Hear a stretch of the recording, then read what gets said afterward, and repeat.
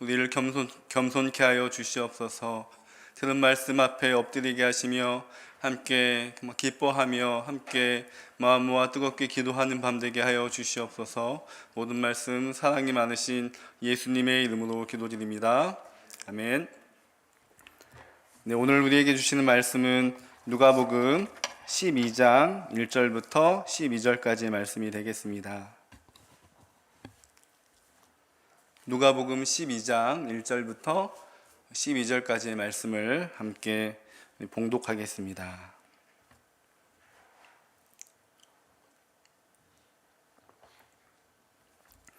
찾으신 줄 알고 함께 읽겠습니다. 그동안에 무리 수만 명이 모여 서로 밝힐 만큼 되었더니 예수께서 먼저 제자들에게 말씀하여 이르시되 바리새인들의 누룩 곧 외식을 주의하라. 감추인 것이 드러나지 않을 것이 없고 숨긴 것이 알려지지 않을 것이 없나니 이러므로 너희가 어두운 데서 말한 모든 것이 광명한 데서 들리고 너희가 골방에서 귀에 대고 말한 것이 지붕 위에서 전파되리라. 내가 내 친구 너희에게 말하노니 몸을 죽이고 그 후에는 능히 더 못하는 자들을 두려워하지 말라. 마땅히 두려워할 자를 내가 너희에게 보이리니 곧 죽인 후에 또한 지옥에 던져 넣는 권세 있는 그를 두려워하라. 내가 참으로 너희에게 이르노니 그를 두려워하라. 참새 5마리가 2아사리온에 팔리는 것이 아니냐. 그러나 하나님 앞에는 그 하나도 잊어버리시는 바 되지 아니하는도다. 너희에게는 심지어 머리털까지도 다 세신 바 되었나니 두려워하지 말라. 너희는 많은 참새보다 더 귀하니라. 내가 또한 너희에게 말하노니 누구든지 사람 앞에서 나를 시인하면 인자도 하나님의 사자들 앞에서 그를 시인할 것이요 사람 앞에서 나를 부인하는 자는 하나님의 사자들 앞에서 부인을 당하리라. 누구든지 말로 인자를 거역하면 사하심을 받으려니와 사람이 너희를 회당이나 위정자나 권세 있는 자 앞에 끌고 가거든 어떻게 무엇으로 대답하며 무엇으로 말할까 염려하지 말라. 마땅히 할 말을 성령이 곧 그때에 너희에게 가르치시리라 하시니라. 아멘. 오늘 누가복음 12장 말씀 가지고 말씀을 나누기 원합니다. 어느 기독신문에서 세상이 교회를 싫어하는 이유라는 기사를 본 적이 있습니다. 참 이유가 많고 다양하더라고요. 한 7가지 정도 제가 간추려 와봤는데 한번 들어봐 주시기 바랍니다. 첫 번째는 목회자들의 수준 미달 문제, 두 번째는 존중과 배려가 없는 전도 방법의 문제, 또 세 번째는 권력과 결탁하는 교회의 모습, 또 사랑은 없고 욕심만 가득한 교회, 또 5번째는 헌금 강요와 불투명한 재정 사용 문제, 또 6번째는 교회 안에 끼리끼리 문제, 또 7번째는 말과 삶이 다른 문제 등이 있었습니다. 이 7가지 중에서 가장 많은 댓글이 달려있는 것이 마지막 이 말 따로 행동 따로 말과 삶이 일치되지 않는 그 문제에 가장 많은 피드백이 달려있던 걸 보았습니다. 너무나 거친 언어가 많아가지고 다 하나하나 말씀드릴 수는 없지만 참 쉽지 않은 내용들이 많이 쓰여 있습니다. 그러니까 이 시대에 세상이 바라볼 때 교회의 이중적인 이 위선이 사람들이 교회를 가기 싫어하는 가장 큰 요인이 아닐까 싶습니다. 어떻게 공감이 되시는지 우리들 주변에서 자주 듣던 말들이 많이 있잖아요. 믿지 않는 친구나 친척들을 만나는 그 자리 가운데 가면 꼭 교회 얘기가 나오고 맙니다. 그런 정말 뻔한 질문과 공격적인 그 질문 앞에서, 그 어조 앞에서 할 말이 없이 있는 것이 우리가 많이 경험해 봤을 텐데요. 그럴 때 그 자리를 피하고 싶거나 빨리 다른 대화의 주제로 넘어가고 싶을 때가 참 많이 있었습니다. 왜냐하면 그 문제가, 그 질문이 우리를 불편하게 만드는 내용이기 때문입니다. 물론 우리가 한국교회의 이 위선의 문제를 우리 개개인이 다 떠안는 것은 과하고 부당한 짐처럼 느껴질 수 있지만 사실 이 위선의 문제는 우리에게 너무나 적실한 문제임에는 틀림이 없습니다. 여러분, 우리 안에는 어떤 위선이 있습니까? 제가 다디딤교회를 처음 교육전도사로 왔을 때 참 좋은 이미지를 이렇게 처음 보여주고 싶은 마음이 있었던 것 같습니다. 그래서 2년 동안 되게 저를 이렇게 잘 좋은 모습을 보여주려고 잘 행동했었고, 또 큰 무리 없이 2년 동안은 잘 살아왔던 기억이 납니다. 나름대로 제 이미지에 대해서 이미지 메이킹을 하면서 잘 살아왔던 기억이 나는데요. 근데 나중에 알았어요. 나중에 우리 아내가 소그룹에서요 다 이야기를 하고 다녔더라고요. 나는 괜찮은 사람이야 라고 생각을 했는데, 여자 집사님들 사이에서는 이미 유동균 전도사에 대해서 은근히 이렇게 소문이 퍼져 있는 것을 알고 참 충격을 먹었던 적이 있었습니다. 우리 아내가 그때 그렇게 이야기하지 않았다면 참 마음이 힘들었을 거라고 하면서 이야기를 하는데, 참 자신을 이렇게 좀 포장하고 싶고 그런 마음이 참 많이 있었던 것 같습니다. 사실 이 겉과 속이 다를 때가 우리 인생 가운데 참 많이 있습니다. 가끔은 자기가 겉과 속이 다른 부분이 뭔지도 모르는 그런 어리석음에 빠져 있을 때도 있고, 또 내 자신이 아닌 누군가를 바라볼 때에도 그런 눈을 가지고 볼 때도 참 많이 있는 것 같습니다. 교회에서 늘 만나고 대화하고 알아가면서 수십 년 우리가 함께 교제했지만 저 집사님에 대한 어떤 이미지가 있어요. 저 권사님은 좀 약간 깊이가 있는 것 같아. 저 장로님은 어느 정도 장로가 될 자격이 있어. 이런 나름의 판단과 확신을 가지고 살아갈 때가 참 많이 있습니다. 또 우리와 함께한 우리 담임 목사님은 참 존경할 만한 분이야 라는 그런 인식들이 우리 안에 있습니다. 제가 신대원 1학년 때 우리 담임 목사님이 사경에 강사로 오셨거든요. 그때가 아직도 기억이 납니다. 어떤 키 작으신 분이 오셔가지고 막 이렇게 강사 한 2시간 정도 이렇게 강의를 하시는데, 저희 그 동기들이 그 당시 굉장히 충격을 받았어요. 너무나 솔직한 이야기를 너무나 가감 없이 이야기를 하셔가지고 그 이야기를 듣고 어떻게 이렇게 솔직할 수 있는지 감추고 싶은 비밀들을 다 하나하나 꺼내와가지고 이야기를 하는데, 이 강의가 끝나고 계속해서 좀 우리 목사님에 대해서 피드백을 나눴던 기억이 있습니다. 우리 담임 목사님은 저희하고 우리가 신앙생활을 해나가면서 철저히 자신에 대해서 숨기고 싶은, 감추고 싶은 그런 마음들을 가지고 살아갈 때가 참 많이 있습니다. 그러면서 우리가 정말 이 신앙 안에 살지만 그런 얄팍한 기술만 늘어가고 있는 우리의 모습이 있지 않은가 한번 이 밤에 돌아봤으면 좋겠습니다. 우리는 저마다 신앙생활을 하면서 겉과 속이 다른 자신의 모습이 있습니다. 우리가 이것을 외식이라고 이야기를 합니다. 오늘 본문에 비유된 말로는 예수님은 누룩이라고도 이야기를 하죠. 그러면서 이 바리새인의 누룩에 대해서 말씀하시면서 제자들에게 이 바리새인의 누룩에 대해서 주의하라고 특별히 당부하고 있습니다. 그들이 겉은 깨끗하나 그들의 속에는 탐욕이 가득하다, 악독이 가득하다, 그 앞전에 말씀하시면서 그것에 대해서 제자들에게 당부하고 있습니다. 여러분, 왜 예수님은 제자들에게 이 외식에 대해서 주의하라고 이야기를 했을까요? 이 외식은 죄이기 때문입니다. 이 외식은 하나님 앞에 짓는 죄이기 때문입니다. 자기의 속마음이 드러나고 안 드러나고 그런 어떤 자체의 문제가 아니라 이 자체가 하나님 앞에서 죄의 문제라는 것이죠. 이 세상은 자신의 마음과 생각을 적당히 그럴싸하게 포장하고 또 소통하고 대화하는 것이 기술이라고 이야기하지만, 성경에서는 이 겉과 속이 다른 것을 분명하게 죄라고 우리에게 말씀하고 있습니다. 그러면서 오늘 이 죄에 대해서, 이 외식에 대해서 예수님이 이 누룩의 3가지 특성을 가지고 설명을 하고 있는데요. 여러분들, 이 누룩에는 3가지 특성이 있다고 합니다. 첫 번째는 부패성이 있습니다. 부패성. 누룩에 담겨있는 이 3가지 의미가 있는데, 특징이 있는데, 첫 번째는 부패성입니다. 당시의 유대인들에게 이 빵이 주식이었죠. 이 빵을 먹기 위해서 거기에 누룩을 넣거나 효소를 넣거나 반죽을 해서 먹곤 했습니다. 그래서 이 유대인들에게는 이 누룩이라는 단어가 매우 친숙한 단어인데요. 근데 이 누룩을 섞어서 반죽을 빚어서 그것이 좀 시간이 오래 지나면 어떻게 되냐면 그 반죽이 부패되고 냄새가 난다고 합니다.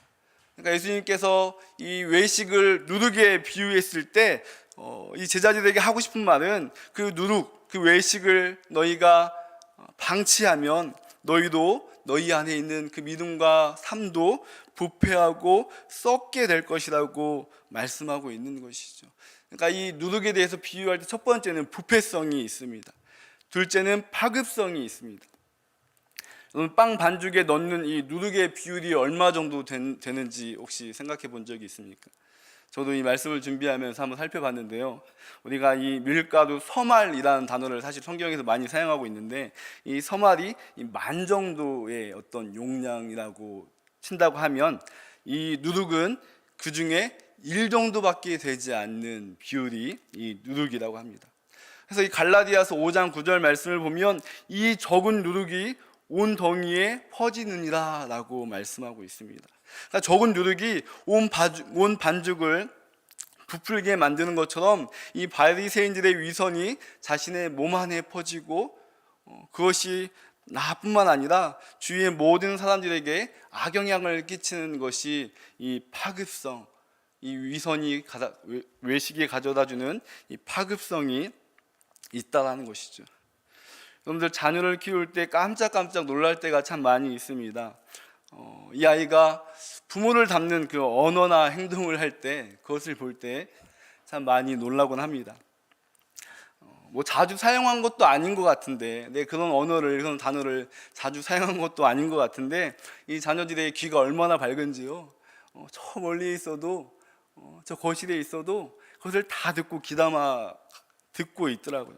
그 언어와 행동들이 나는 가끔 한 번씩 하는 것 뿐이지만 그것이 이 아이에게 이렇게 옮겨져서 똑같은 어투와 똑같은 내용을 담아서 하는 것을 발견할 때가 참 많이 있습니다.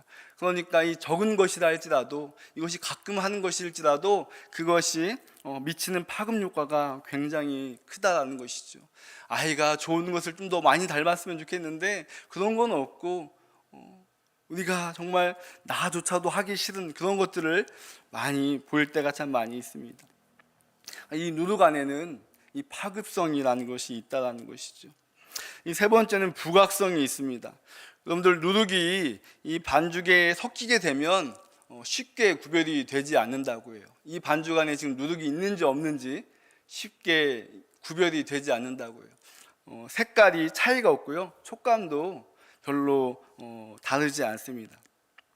그래서 반죽 안에 누룩이 있는지 없는지 구분이 잘 되지 않는다고 해요. 그런데 그것을 구별할 수 있는 방법이 하나 있는데 이 반죽에 열을 가하면 그 습성이 여과 없이 드러나게 된다고 해요. 누룩이 섞인 이 반죽에 열을 가하면 그 습성이 막 드러난다고 합니다. 그러니까 이 누룩의 이 부각성은 아무리 위장을 하고 감춘다 한들 결코 속일 수 없다는 것을 예수님께서 비유를 통해서 말씀하고 있습니다. 여러분, 우리가 살아가면서 어떤 상황에서, 어떤 배경에서 또 어떤 말들이 그 말 때문에 내가 분노가 날 때가 있습니다. 내 감정이 자극되어지고 나도 화를 내고 계속 싸우는 그런 일들이 우리 안에 있을 때가 참 많이 있죠.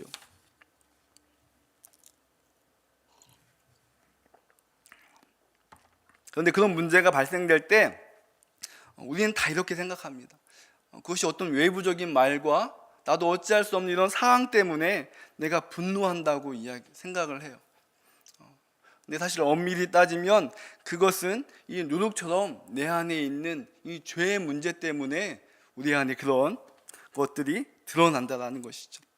그것이 내게 없는 것이 아니라, 외부에서 들어오는 것이 아니라 내 안에 이 누룩처럼 내 마음 안에 담겨 있는 그것들이 반응이 될 때 내가 분노하고 내가 그렇게 화를 내고 그렇게 하지 않을 그런 말과 행동들을 할 때가 참 많이 있다는 것입니다. 요즘에 제 아이가 이 바둑을 두는 것에 취미를 둬가지고요, 아침에 학교 가기 전에도 바둑을 이렇게 혼자 두면서 둡니다. 또 제가 오늘 이 저녁 시간에 잠깐 집을 갔다 왔는데도 바둑을 한 판 두자고 하더라고요. 그래서 바둑을 이렇게 한 판 더 주는데, 이 바둑을 좋아하는 거 참 좋은 것 같은데, 이 바둑을 두다가 자기가 좀 이렇게 집을 빼앗기면 다시 하자고 다시 하자고 또 한 번 또 해주고. 근데 그게 저는 별로 못마땅하거든요. 이게 교육상 바둑은 인내를 배우려고 하는 것 같은데, 뭔가 시작이 좋지 못하면 그냥 다시 뭉개버리고 다시 하려는 이 마음을 보면서 별로 마음이 좋지 않습니다. 또 그것을 이렇게 하면 또 애하고 저하고 어떤 갈등이 생기더라고요. 갈등이 생기더라고요. 오늘도 이렇게 찬양하면서 앉아 있는데, 그것이 뭐간데? 그것이 뭔데? 내가 그렇게 애를 이렇게 보듬어 주지 못하고 용납하지 못하고 같이 함께 해주지 못할까? 그것이 어떤 애의 어떤 말이나 행동 때문이 아니라 사실 내 안에 있는 어떤 이 누룩과 같은 교만의 죄의 문제가 아닐까 싶습니다. 여러분들, 예수님께서 이 외식에 대해서 누룩을 통해서 설명을 하고 있는데, 첫 번째는 부패성, 또 파급성, 이 부각성. 여러분들, 이 세 가지를 들으면서 어떤 생각이 드십니까? 우리 안에도 이 누룩과 같은 것, 이 위선이, 외식이 우리 안에 있지 않습니까? 내 안에 있는 누룩 때문에 내가 자꾸 걸려 넘어지고, 또 하지 않아야 될 말과 행동들을 하고 분을 내고, 또 죄로 인해서 넘어지고, 그런 것들이 참 우리 안에 많이 있지 않습니까?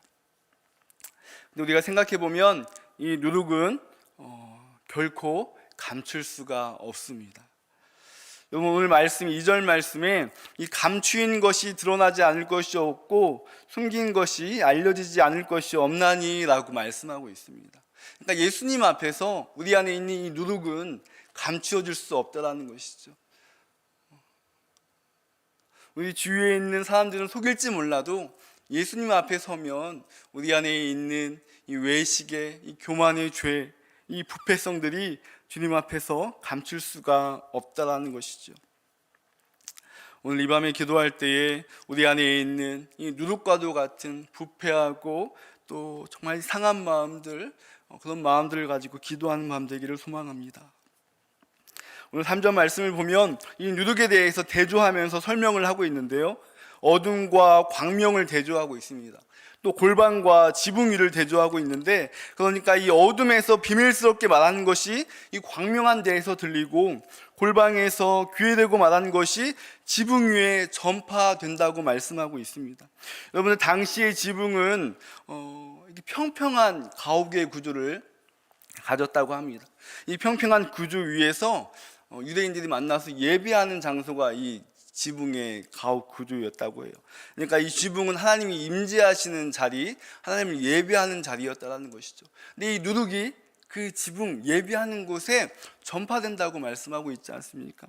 여러분, 우리가 예배 안에서 하나님 정말 찬양하며 기도하며 나아갈 때 우리 안에 감추어져 있는 이 누룩이 하나님 앞에서 드러나기를 소망합니다. 우리 안에 있는 이 누룩이 정말 하나님 앞에서 드러나는 것을, 또 사람들 앞에서 밝혀지는 것을 너무나 두려워하지 마십시오. 이것이 부끄럽고 혹시나 누군가에게 들켜서 체면이 무너지는 것 같을지라도 그 드러남은 우리에게 정말로 필요한 드러남이라는 것이죠.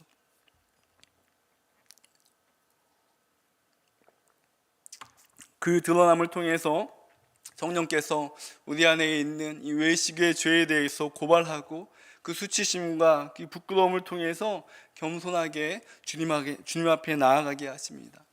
이 밤에 우리가 기도할 때에 우리 안에 있는 이 누룩, 우리가 숨기고 싶은, 교회에서 절대 이것이 알려지지 않았으면 하는 그런 이 죄성에 대해서 하나님 앞에 나아가기를 소망합니다. 그래서 예수님의 보혈로 우리의 정말 누룩을 제거하고 다시 우리의 심령이 새로워지고 주님을 구하는 시간 되기를 소망합니다. 저도 목사라고 하지만 사실 별반 다를 거 없는 하나님의 자녀 중에 한 명인데, 정말 오늘 말씀을 읽으면서 너무나 부끄럽고 너무나 수치스럽고, 그것이 내 삶 안에 너무나 콕 박혀서 정말 뗄래야 뗄 수 없는 그것들이 내 안에 발견되는 것들을 보면서 너무나 많이 마음이 힘들고 어렵지만 이 시간 그 마음을 가지고 하나님 앞에 예비하는 것이 우리가 하나님 앞에 사는 길일 줄로 믿습니다.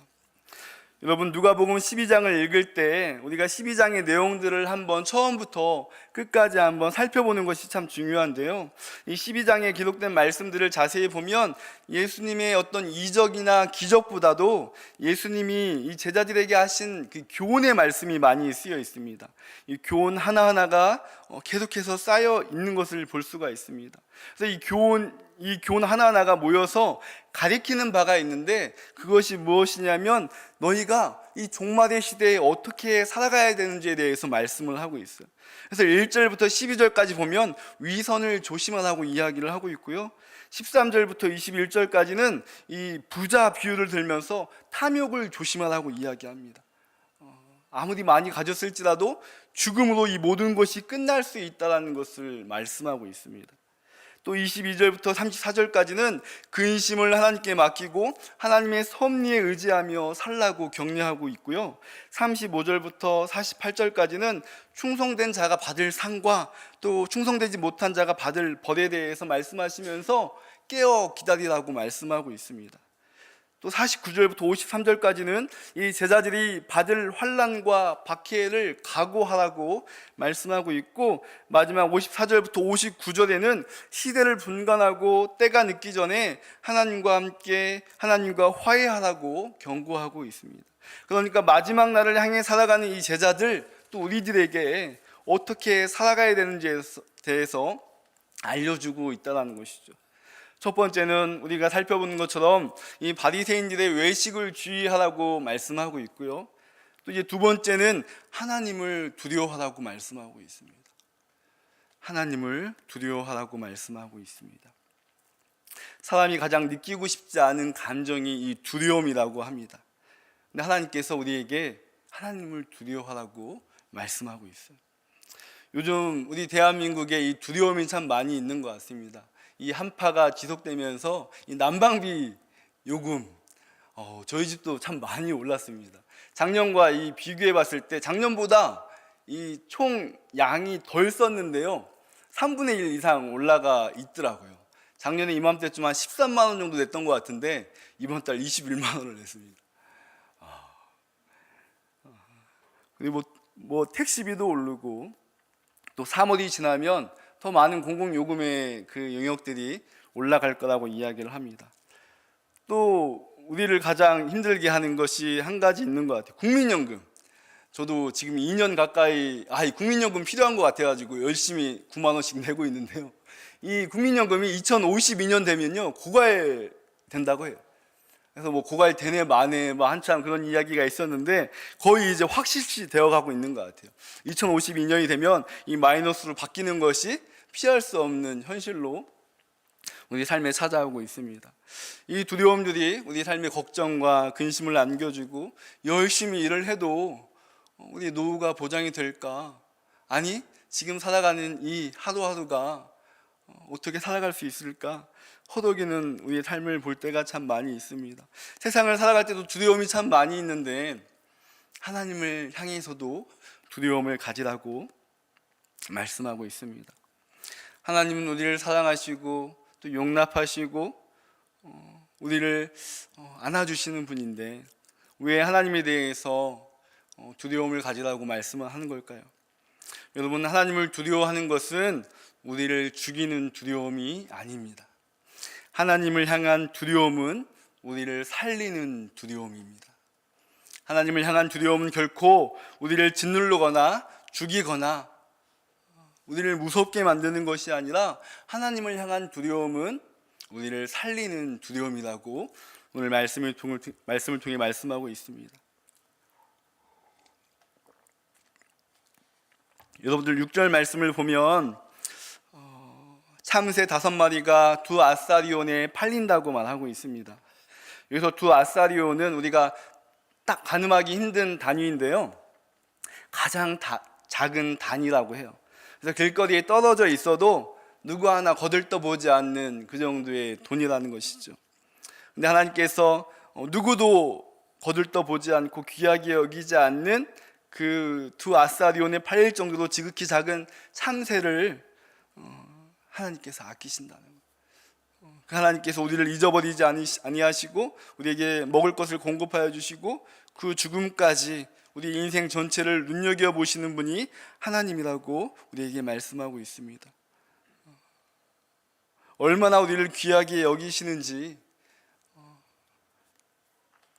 심지어 그분은 우리의 머리털조차도 다 세심받을 정도로 세세하게 우리에게 관심과 간섭을 가지고 있다고 해요. 우리는 우리의 죄로 인해서 믿음 없음 때문에 그분을 두려워하고 피하고 싶고 때론 무시할 때가 참 많이 있지만, 그분은 우리를 향해서 계속해서 주목하시고 너가 정말 귀하다, 거룩하다, 내가 너를 정말 내 피값으로 샀다고 그렇게 늘 우리에게 말씀하고 있습니다. 계속해서 우리의 마음의 문을 노크하시고 관심을 갖고 계시는 분이 하나님이시라는 거예요. 하나님은 우리를 살리는 분이십니다. 우리가 그 하나님을 바라볼 때 하나님이 얼마나 우리를 사랑하시는지 우리가 그것을 알 수 있다는 것입니다. 하나님, 우리의 두려운 마음을 하나님께서 사랑과 은혜로 바꾸어 주십니다. 두 번째는, 하나님을 두려워하는 것이 우리를 살리는 두려움인 이유는 무엇이냐면, 하나님은 우리의 중보자이시기 때문입니다. 8절 말씀에 보면 내가 또한 너희에게 말하노니 누구든지 사람 앞에서 나를 시인하면 인자도 하나님의 사자들 앞에서 그를 시인할 것이요, 이렇게 말씀하고 있습니다. 우리가 하나님을 아버지로 시인하면 그분도 우리를 하나님 앞에서, 하나님의 사자들 앞에서 시인한다고 말씀하고 있습니다. 그러면서 자신을 인자라는 호칭을 사용하면서 이 메시아, 우리의 죄를 위해서 십자가에 짊어지시는 분임을 우리에게 말씀을 하고 있습니다. 하나님, 우리의 두려울 존재가 아니라 하나님은 우리를 향해서, 우리의 죄를 위해서 십자가 위에서 자기의 몸을 다 들여가면서까지, 자기의 피를 다 쏟으시면서까지 우리를 위해서 중보하신 분이라는 겁니다. 세 번째는, 예수님 앞에서 거역하여도 사하심을 받습니다. 우리가 예수님 앞에서 그 말씀에 거역하여도 사하심을 받는다라는 거예요. 9절 말씀이 이렇게 말씀하고 있는데, 예수님은 자신의 말을 거역한다 해도 사하심을 한다라고 쓰여 있습니다. 우리가 이 말씀을 쭉 읽어오면서 사실 이 9절이 이해가 잘 되지 않을 수도 있습니다. 왜냐하면 그 앞에서, 하나님의 사자들 앞에서 부인하면 우리도 부인당한다고 말씀하기 때문입니다. 근데 어째서 우리가 하나님을 거역하면 사하심을 받는다고 이야기하는 걸까요? 우리가 부인하면 하나님도 우리를 부인하신다고 말씀하셨는데, 그 다음 구절에 하나님은 우리의 죄를 사하신다고 말씀하세요. 이것이 잘 이해가 되지 않을 수 있는데, 이 말에 한 가지 전제 조건이 있는데 바로 회개라는 거예요. 회개. 우리가 회개할 때, 예수의 말을 거역한다 해도 진실된 회개가 이 밤에 부르짖고 외쳐질 때에 우리가 그 죄에 대해서 용서받고 구원받을 수 있다고 말씀하는 거죠. 우리가 베드로를 생각해 보시면 쉽게 이해할 수 있습니다. 베드로가 3번이나 부인하고 저주했음에도 불구하고 베드로를 향해서 내 어린 양을 먹이라고 사명을 주지 않습니까? 하나님, 우리가 하나님 앞에 나아갈 때에 우리 어떠한 죄라도 사하심을 받습니다.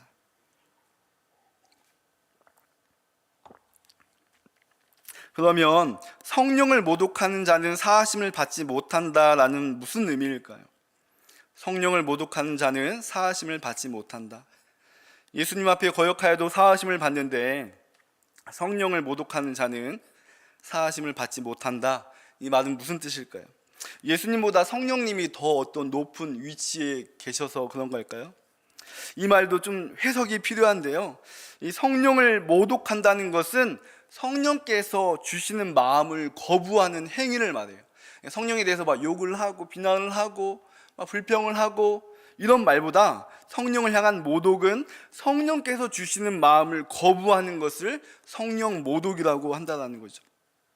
여러분, 성령이 주시는 마음이 무엇입니까? 성령께서 우리에게 주시는 마음이 무엇입니까? 예수님이 하나님의 아들이심을 알게 하고 깨닫게 하고 그것을 우리 마음 가운데 비춰주시는 분이 성령님 아닙니까? 근데 성령 모독은 그것을 거부한다라는 거예요. 그 행위를 말하는 겁니다. 그러니까 성령이 알려주시는 예수님을 믿지 않기 때문에 사하심을 받지 못한다라는 것이죠. 성령께서 우리 마음 가운데 예수를 믿게 하는데 그것을 거부하는 자는 예수를 믿지 않기 때문에 사하심을 받지 못한다라는 뜻입니다. 마지막으로 어떠한 상황에 있건 어떤 핍박과 억압 가운데 있을 때 하나님 주시는 이 복음의 말씀을 담력 있게 전할 수 있는 그 말과 그 능력을 우리에게 주신다고 말씀하고 있습니다. 여러분, 하나님을 향한 두려움은 우리를 살리는 두려움입니다. 우리의 존재, 죄의 용서, 중보자, 복음을 전파하는 상황 가운데 우리가 어떻게 나아가야 할지를 알려주고 있습니다. 여러분, 하나님을 두려워한다는 것은 우리에게 꼭 있어야 될 마음입니다. 여러분들 혹시 내 마음 가운데 하나님을 향한 두려움이 남아 있습니까? 사실 청년 때 하나님을 향한 두려움이 많이 있었던 것 같아요. 하나님을 만나고 그분과 인격적인 교제를 하면서 죄에 대해서 또 이 마음과 삶에 대해서 참 민감하면서 하나님 앞에서 이런 마음과 생각과 이 죄악들이 이렇게 드러날 때마다 참 많은 두려움에 휩싸였던 시간들이 참 많이 있었던 걸로 기억이 납니다. 그런데 오늘날 우리의 마음 안에 이 하나님을 향한 두려움이 있냔 말입니다. 혹시나 우리 안에 이 하나님을 향한 두려움을 잊지는 않았습니까? 하나님을 의식하고 하나님이 나를 지금 감찰하고 계시다는 그 두려움이 그런 마음을 가지고 한 주간 살아왔냐 말입니다. 혹시 끊어지지 아니하는 이 반복적인 죄, 마음의 생각들, 원망과 불평, 그 언어와 그 감정과 이런 것들에 내가 다 내 삶이 휩싸여서 내 마음이 참 하나님 앞에서 무뎌지고 그렇게 무기력하게 살아가고 있지는 않습니까? 그것과 타협하면서 때로는 그것들을 즐기면서 그것을 정말 하나님보다 더 만족하며 살아가는 모습이 우리 안에 있지 않습니까? 이 세상이 주는 어떤 두려움에 대해서는 너무나 민감하지만 하나님에 대한 민감성을 우리가 너무나 많이 잃어버리고 살아가는 것이 아닙니까? 사랑하는 성도 여러분, 우리가 두려워해야 될 분을 두려워하기 원합니다. 그 두려움은 우리를 살리는 두려움이기 때문입니다. 우리가 하나님 앞에서 우리 안에 있는 누룩이 무엇인지, 그 외식이 무엇인지, 그것이 냄새가 나고 썩고 진동하고 있는데 그것을 정말 알지 못하고 살아가는 우리의 모습이 있지는 않습니까? 하나님 앞에서, 세상 앞에서, 또 가족과 교회 앞에서 죄를 지으며 살아가는데도 하나님을 두려워한 마음이 없어요. 이 말씀을 준비하면서 제 자신한테 저에게 질문을 해보면 두려움이 없습니다.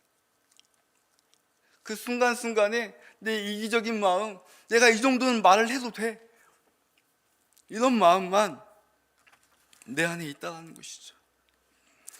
우리 사랑하는 성도 여러분, 이 밤에 함께 기도하면서 우리 안에 하나님을 향한 두려운 마음을 다시금 달라고 기도하기를 원합니다. 그 두려운 마음을 가지고 하나님을 경외하는 마음을 가지고 정말 마지막 그날까지, 하나님이 다시 오시는 그날까지 우리가 그 마음을 가지고 살아가기를 소망합니다. 우리 함께 찬양하시면서 들은 말씀 기억하시며